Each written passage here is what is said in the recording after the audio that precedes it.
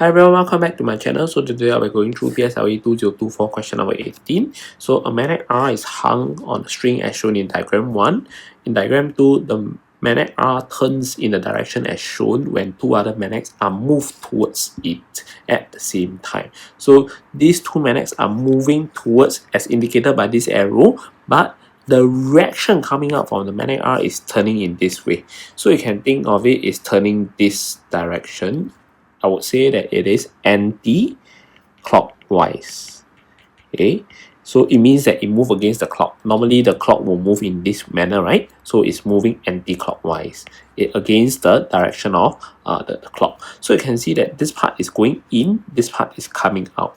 So let me use blue color to make it more obvious. This part is going in, this part is going out. That means N is going into P. N is going into P, okay, which is at this point. So it shows what? It shows attraction.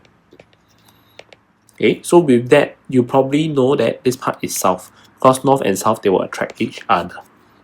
Okay, so in this case, P is your south, so the only correct answer should be 3 and 4. So let's take a look at this part.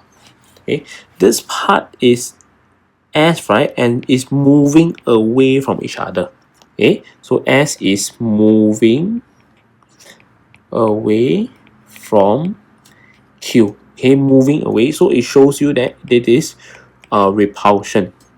Okay, repelling, repulsion. So it must show you that if this part is S, then this part must be S. They are like poles, they repel each other.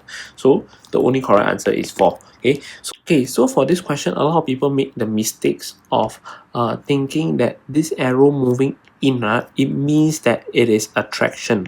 Okay, both part is attracting. And then with that thinking in mind, right, you might choose S for this, okay, which corresponds to north, and north for this, which corresponds to the south. Then you will end up choose 3 as your answer. Okay, but in that is wrong, because you are misinterpreting this arrow. Okay, this arrow has been misinterpreted by you. You should be looking at this reaction arrow by R instead. Okay, so with that will be the common mistakes held by most students. So the correct answer should be number 4.